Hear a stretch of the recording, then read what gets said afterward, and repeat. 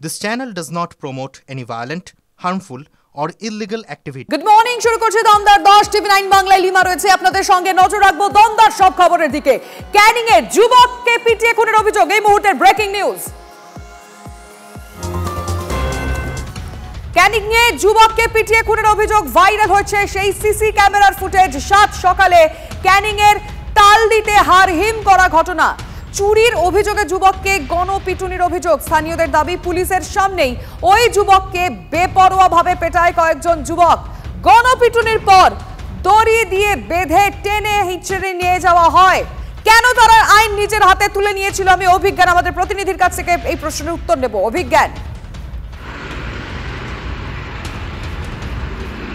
এখনো পর্যন্ত প্রারম্ভিক যেটা আমরা পুলিশের কাছ থেকে জানতে পেরেছি যে এই ঘটনায় শুধুমাত্র পুলিশের যেটা প্রাথমিক যেটা অনুমান যে চোর সন্দেহে মূলত বেশ কয়েকজন স্থানীয় যুবক, তার মধ্যে ব্যবসায়ীও রয়েছেন, তারা এই যুবককে যার এখনো পর্যন্ত পরিচয় জানা যায়নি তার পরিচয় জানার চেষ্টা চালাচ্ছে পুলিশ। এই যুবককে রীতিমতো সেখানে দড়ি দিয়ে বাঁধা হয়, তারপর পুলিশকে বাঁধা হয়। শুধু তাই না, তারপর তো রাস্তা দিয়ে একেবারে টানতে টানতে নিয়ে যাওয়া হয় প্রকাশ্যে, এবং সে আপ্রাণ চেষ্টা করতে থাকে, বলতে থাকে যে কোনো ধরনের ঘটনার সঙ্গে জড়িত নয়, সে ভালো। কিন্তু যারা উন্মত্ত, যারা এই ঘটনার সঙ্গে জড়িত, যারা এই খুনের ঘটনা ঘটিয়েছে, তারা কিন্তু কোনো ধরনের কোনো ঘটনার কোনো কথা কিন্তু তারা কর্ণপাত করেনি। সর্বশেষ পরিণতি তাকে কিন্তু পিটিয়ে খুন করা হয়েছে। যারা এইভাবে গণপিটুনির ফলে যুবকের মৃত্যু হলো, তাদেরকে পুলিশ অ্যারেস্ট করতে পেরেছে? তাদের কি খবর? যেটা জানতে পেরেছি, পুলিশের কর্তাদের সঙ্গে যেটা কথা বলে জানতে পেরেছি এখনো পর্যন্ত এই ঘটনায় যারা দোষী, যেহেতু গোটা ঘটনাটা একেবারে সেখানে সিসিটিভি ফুটেজে কিন্তু ধরা পড়ে গিয়েছে, এবং সেই ছবি দেখে পুলিশ অপরাধী যারা এই ঘটনার সঙ্গে জড়িত তাদেরকে চিহ্নিত করার কাজ শুরু করে দিয়েছে। এখন পর্যন্ত এই ঘটনায় স্থানীয় একজন ব্যবসায়ী, তালদি এলাকায় তার বাড়ি দোকান রয়েছে, তাকে আটক করে জিজ্ঞাসাবাদ করা হচ্ছে, এবং যেটা পুলিশের পক্ষ জানানো হয়েছে যে এই ঘটনার সঙ্গে যারা ঘটনার সঙ্গে জড়িয়ে রয়েছে, যারা এই ঘটনা ঘটিয়েছে, তাদেরকে প্রত্যেককে কিন্তু আইনের আওতায় আনা হবে। নিশ্চয়ই এটা একটা বড় অপরাধ। কিভাবে তারা আইন নিজেদের হাতে তুলে নিতে পারে এভাবে, এবং তারপরে এই যুবকের মৃত্যু পর্যন্ত হয়েছে? আমাদের নজর থাকবে। অভিজ্ঞান, তুমি দেখো যে পুলিশ শেষ পর্যন্ত কি ব্যবস্থা নেয়।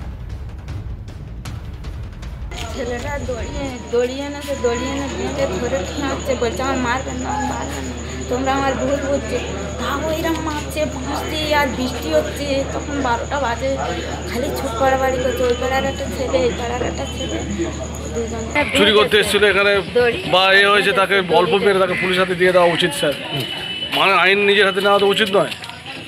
চোর সন্দেহ মারধর করলো, হ্যাঁ মারাই গেল। সে বলছে আমাকে মেরো না, ছেড়ে দাও। ফাঁড়ির স্যার ছিল, ওই পুলিশ ছিল স্যার, ফাঁড়ি পুলিশ ছিল স্যার। তিনি বলে যাওয়াতেও তারা শোনেনি না। বাড়ির শব্দ হচ্ছে, আমরা দেখে চলে যাচ্ছি। আচ্ছা, তারপর দেখি না মদ করে দেয় না, তো ওই দিক 4 জন চলে গেল। তারপর চিনি না, মানে শব্দ হচ্ছিল লাঠির, মানে কি কাউকে মারছিল না? আমার মনে করি যে পিলারে মারছে। আচ্ছা, এইটা শুধু দেখেছি, মানুষ দেখতে। তারপরে এসে ওই পোস্টারে বেঁধেই বুঝছিল। হ্যাঁ, পোস্টারে শব্দ হচ্ছিল। আচ্ছা, বাড়ি মারছে। আমি কোনো মদ খেয়ে মনোরম করছি। কতজন ছিল? 4-5 জন ছিল। আচ্ছা, তাদের হাতে শুধু লাঠি ছিল, আর কিছু না? না। এই ঘটনা নিয়ে বিরোধীরা কি বলছেন শুনবো।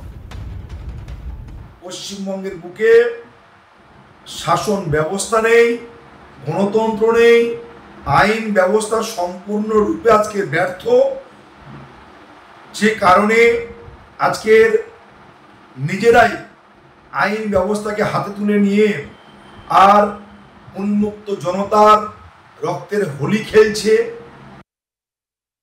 এই ঘটনা পশ্চিমবঙ্গে ঘটতে পারে না যদি তৃণমূলের নেতাদের এবং তৃণমূল সরকারের প্রশাসনের মদত না থাকে। আজকে পশ্চিমবাংলাটা একটা জল্লাদের রাজত্বে পরিণত হয়েছে, পশ্চিমবঙ্গ আজকে সন্ত্রাসের রাজত্বে পরিণত হয়েছে। সেই কারণে আজকে সমাজ বিরোধীরা, দুষ্কৃতীরা এই ধরনের ঘটনা ঘটানোর সাহস পাচ্ছে।